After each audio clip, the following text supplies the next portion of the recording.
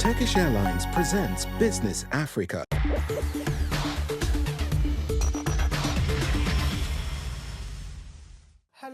Bonjour et bienvenue à Business Africa. Je suis votre hôte Nadia Bané. Au sommaire cette semaine.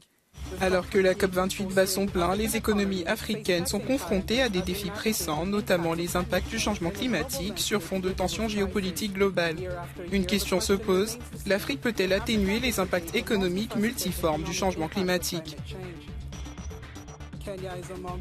Le Kenya pourrait subir un revers économique considérable d'ici à 2050, selon un récent rapport de la Banque mondiale, si des mesures décisives ne sont pas prises pour s'adapter au changement climatique et en atténuer les effets néfastes.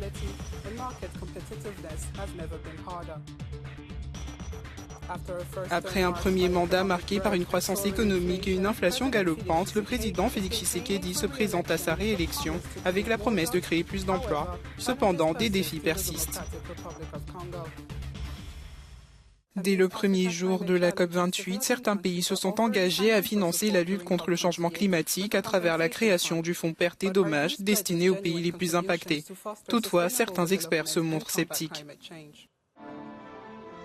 Alors que la COP28 bat son plein, le besoin urgent d'une action collective sur le financement du climat occupe le devant de la scène. L'Afrique, qui dispose d'un vaste potentiel en matière d'énergie renouvelable et de ressources essentielles, est confrontée au défi de la transition durable. Le continent, qui représente environ 17% de la population mondiale, ne contribue qu'à hauteur de 4% des émissions mondiales de carbone, soit 1,45 milliard de tonnes. Pourtant, le continent souffre plus que la plupart des autres des dangers du changement climatique, comme l'a souligné le président kényan William Ruto au cours de la Convention. Surnommé COP de l'action, le sommet mondial sur le climat de cette année a démarré sur les chapeaux de roue. Le premier jour de la Convention, un fonds de compensation pour les pays en développement les plus touchés par la crise climatique a été annoncé. Près de 655 millions de dollars ont été promis par les Émirats arabes unis, l'Union européenne, l'Allemagne, le Royaume-Uni, le Japon et les États-Unis. Toutefois, Tossim Panoupanu, négociateur climat pour la République démocratique du Congo, rappelle que 55 pays les plus vulnérables ont déjà subi 580 milliards de dollars de dommages au cours des 2 dernières décennies, avec des prévisions alarmantes pour l'avenir. Bien que cette initiative soit saluée, les experts insistent sur la nécessité d'une action concrète plutôt que de simples déclarations d'intention de la part des pays riches et des principaux pollueurs. Nous accueillons Nancy Gitaiga, directrice à la African Wildlife Foundation, pour nous en dire plus à ce sujet. Madame Gitaiga, bienvenue parmi nous. Dites-nous, quels sont les enjeux de la COP28 pour l'Afrique ? Je crois que de bonnes nouvelles nous parviennent de la COP, mais elles ne sont pas complètes car il nous reste encore une semaine à vivre. Nous espérons que les choses s'amélioreront au fur et à mesure, mais je pense que l'une des plus grandes victoires que nous avons remportées le premier jour de cette COP, c'est l'accord sur le fonds pertes et dommages. Je pense qu'il s'agit là d'une question sur laquelle l'Afrique a exercé une pression considérable. Et cela fait longtemps qu'il n'y a pas eu d'accord sur ce point. En fait, pour de nombreux pays, ce n'était pas important.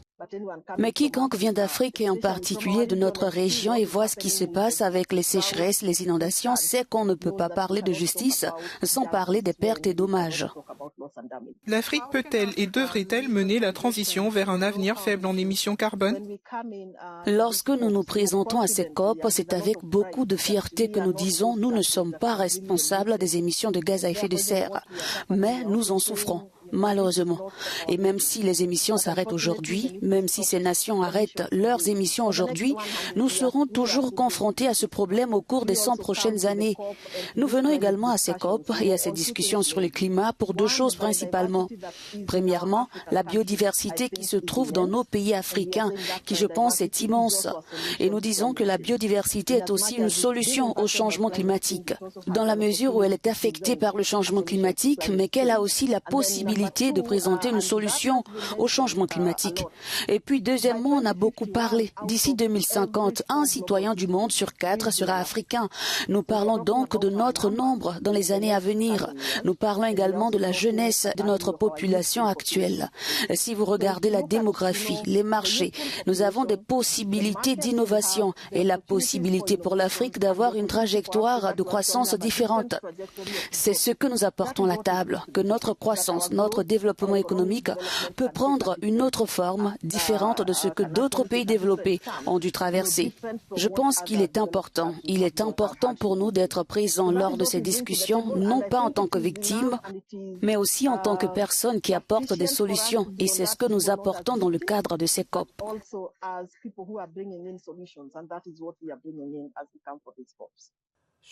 Qu'en est-il de l'exploitation économique des combustibles fossiles au profit des ressources renouvelables? Je pense que ce ne sera pas la solution d'utiliser davantage de combustibles fossiles. Mais ce monde qui a généré des richesses, beaucoup de richesses souveraines, à partir des combustibles fossiles, a le devoir d'investir dans les énergies vertes ailleurs.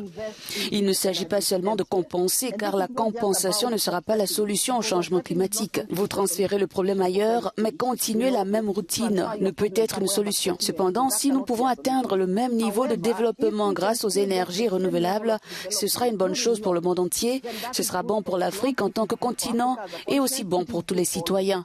Et je pense que nous le devons au monde, nous le devons aux citoyens de ce monde et même aux générations futures. Il ne s'agit donc pas pour nous d'exploiter nos combustibles fossiles, mais ceux qui les ont exploités et qui ont acquis des richesses ont également la responsabilité d'investir dans ces autres pays afin de garantir une croissance verte. Je pense que c'est ce qui est bon pour l'Afrique et c'est ce qui est bon pour tout le monde. Merci pour le temps que vous nous avez accordé, Madame Gitaiga. Merci. Le Kenya est en première ligne de l'action climatique à un moment où cela est crucial. Souffrant des aléas liés au climat, la Banque mondiale met en garde contre des pertes économiques substantielles d'ici à 2050. Le Kenya subit de plein fouet les effets du changement climatique en proie à des inondations et à une sécheresse historique. Un rapport de la Banque mondiale prévoit que ce pays d'Afrique de l'Est pourrait subir un revers économique important, soit perdre jusqu'à 7,25% de son produit intérieur brut d'ici à 2050. Le plus important serait de mettre en place de véritables investissements pour passer à des zones maritimes plus sûres dans les domaines de l'énergie, des infrastructures et d'autres processus que nous utilisons actuellement, car nous devons nous mettre d'accord.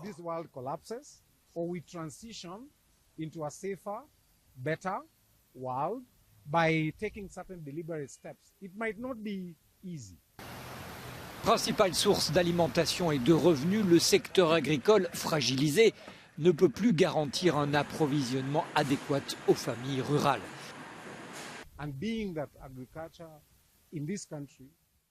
L'agriculture dans ce pays représente plus de 20% de notre PIB et de l'emploi, direct et indirect. L'élément le plus important est probablement le coût des denrées alimentaires qui a été le moteur de l'inflation. Et dans ce pays, l'inflation a atteint des niveaux records ces derniers temps, jusqu'à 9,5%. Le Kenya a été à l'avant-garde des actions de lutte contre le changement climatique sur le continent, notamment en faisant pression pour que les pays en développement bénéficient d'un financement accru. Alors que la RDC se prépare pour les élections, les efforts de diversification économique sont accueillis avec scepticisme, tandis que la population souffre d'une inflation à 2 chiffres. La République démocratique du Congo se trouve dans une situation économique difficile due à un ensemble de problèmes complexes. Avec les conflits persistants et la lenteur des progrès économiques, le niveau de vie des Congolais s'est détérioré année après année. Entre la gestion des dépenses de sécurité accrues pour la crise armée dans l'Est, la résolution des arriérés de salaire des fonctionnaires et l'atténuation des impacts de la crise ukrainienne sur les prix, les finances du pays sont mises à rude épreuve.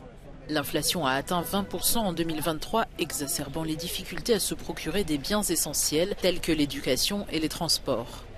Cette inflation, influencée en partie par des facteurs mondiaux, contribue à la dévaluation du franc congolais, ce qui a un impact sur les entreprises. Les petits commerçants, comme Nana Luka, n'arrivent plus à joindre les deux bouts. En ce moment, ce qui m'énerve, c'est la hausse du dollar. Il n'y a pas de vente, nous achetons les bananes aux fournisseurs à un prix élevé et comme il n'y a pas de vente, je fais des pertes parce que le dollar augmente. Si la Banque mondiale reconnaît que le secteur minier est à l'origine de la croissance du PIB, elle craint que la création d'emplois ne suffise pas à réduire la pauvreté. Les efforts du président Félix Tshisekedi pour diversifier l'économie, y compris les projets d'usines de batteries, se heurtent au scepticisme dû aux coupures d'électricité, à l'expertise limitée en matière de fabrication et à la corruption.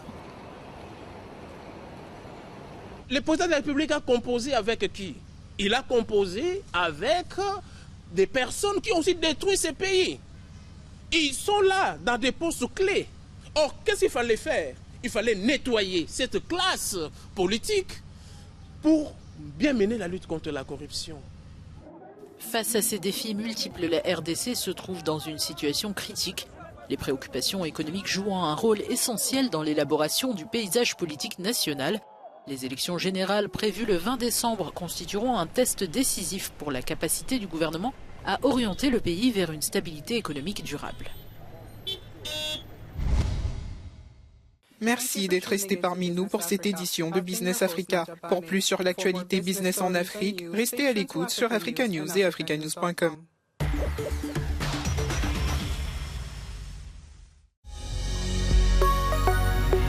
Business Africa was presented by Turkish Airlines.